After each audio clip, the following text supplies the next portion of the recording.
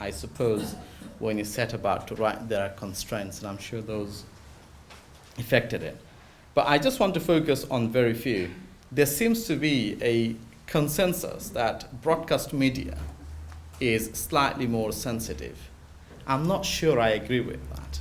The reason I say is I'll just use one example. BBC Question Time, in the same week as Finsbury Park attack, did not feel the need to make even a mention of that incident. Forget about a discussion, forget about dedicating much time, did not even feel the need to even make a mention of it. And I thought that was quite appalling and a very poor judgment, editorial judgment on the part of BBC. And it doesn't happen very often. It's not that it happens rarely. There is a pattern that emerges. The other issue you have is often you will see that many individuals with very strong views on Muslims, much of which, had they not been wrapped in the form of a think tank, would be classed as leaning to far-right fascistic tendencies, often get airing within our mainstream respectable programs. Some of those you'll see, if you watch some of our flagship current affairs program, you'd feel that they are almost like permanent members of commentariat. Now, if a right-wing think tank can have a permanent place in some of this commenting, from social policy to integration to education to economy to international relations to defense, why can't I, for example, I'm not seeking it, I don't have the time to go to all of them, but why can't I have the same positions, same tables? And when you challenge them, oh, they have got an interesting perspective. Well, so do I.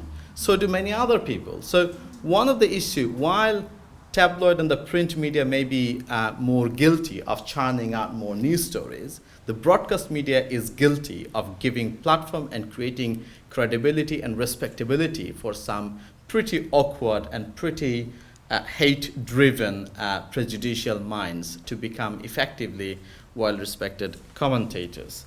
And I think we need to be more bold and less hesitant in saying so. I agree that media portrayal of other faith is not rosy either. Certainly, for example, especially if those other faiths tend to come in the aid of Muslims in any way. So Dr. Ronnie Williams cited, so was Lord Woolf, former Chief Justice, when he said aspects of Sharia could be accommodated within the British legal system. There's a huge outcry, and yet, what you're saying is actually what happens already in the legal system in respect of many faiths, in respect of commercial transactions and other things. All he was saying is that people should have the ability to choose for themselves to resolve their dispute in a way they want. So long as it is done voluntarily, it should be possible within the legal framework. He wasn't saying anything significantly creative or even moderately innovative. What he was saying is what happens every day in the court and in real world. So, but why does that happen? Something I find really interesting. One of my great heroes is somebody called Hassan Guy Eaton. Some of you may be familiar. A promiscuous, faithless individual who venture into exotic cultures and then decide to become Muslim, and many years later decide to practice many Islamic issues and then become a commentator. And he writes eloquently on many issues. And I think his point has credence when we also look at one example that's been used earlier. So he says that the portrayal of Muslims, I'm paraphrasing, I'm not quoting him, the portrayal of Muslim and the reaction to Muslim presence in Britain and in Europe, and also the discourse around Islam and Muslims in international affairs, it has much to do with the history. And the history being the crusade, starting with crusade to Spanish history and even Muslims' advancement up to the border of France. And his reasoning is that has left a traumatic impact in our collective mind, in our sense of history. Now, how convenient that today much of the focus on Muslims also stems from the Arab-Israeli conflict, the focal point of crusade. So But it would be unfair of me if I just focus on the negatives. It's not true the media always are negative. And by the way, I should say, when I criticize, tabloid may be the worst offenders. Even the great libertarian, self-claimed libertarian publishers such as Guardian are not free from those prejudices either. Their criticism may be more nuanced and more sophisticated, but they are not free from these either. Segregation and Trojan horse are classic example. I thought Guardian's coverage of those issues were at least as bad as many others, maybe in the form of a more sophisticated use of language.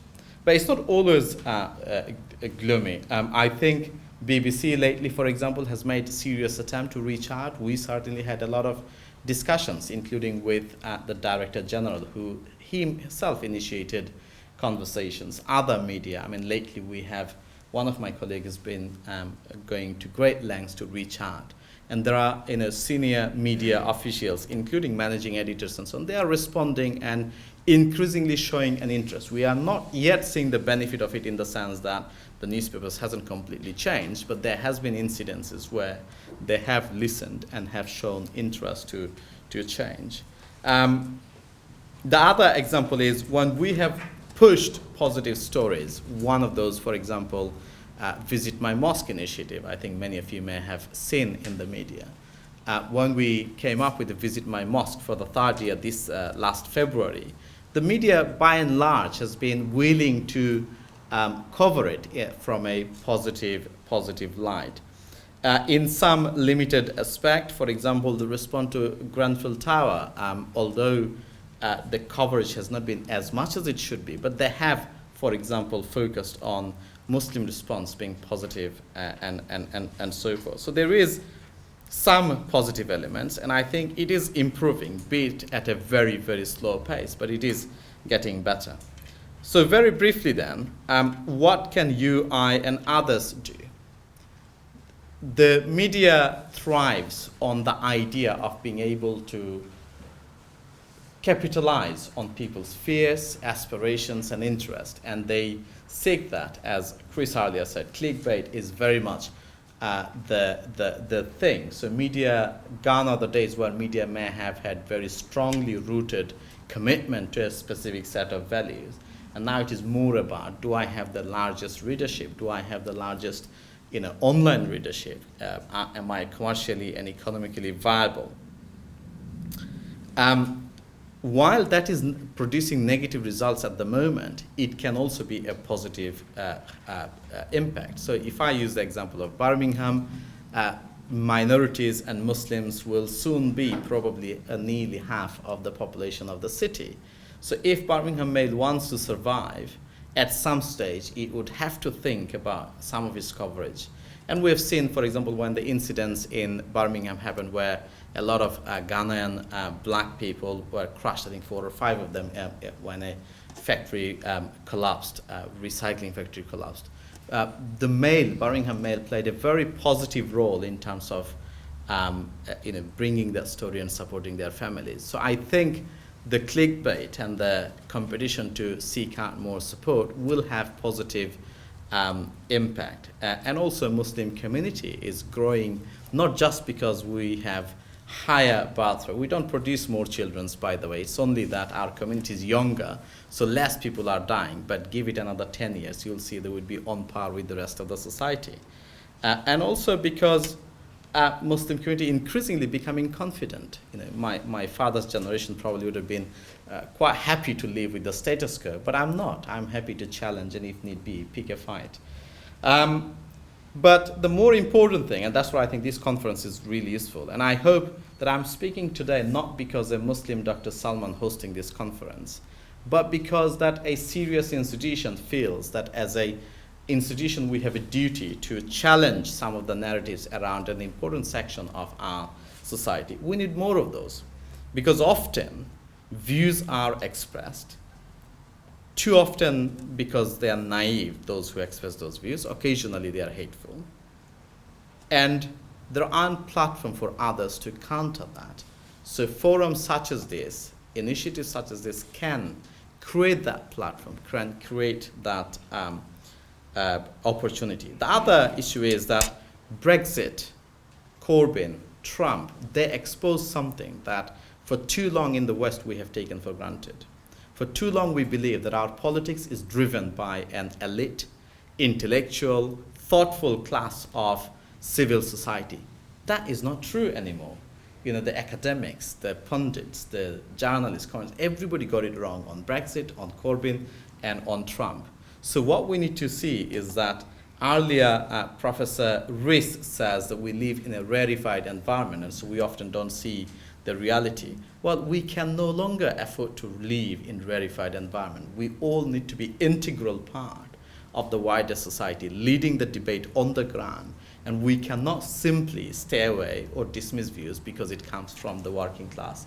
Working class are no more anti-Muslim than the educated class, except the working class may express it in a more less subtle way than others will. So we have to take the initiative, become part of the society, and really recognize that we have allowed a society to emerge where there's a clear distinction between a sophisticated, urbanized, smaller group of people who are sophisticated in their thinking, and then there's a mass of people who are not, whose only source of information is the media. Thank you very much.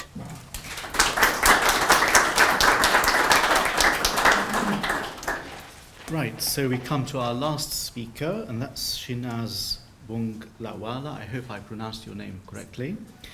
And Shinaz is former head of research at MEND,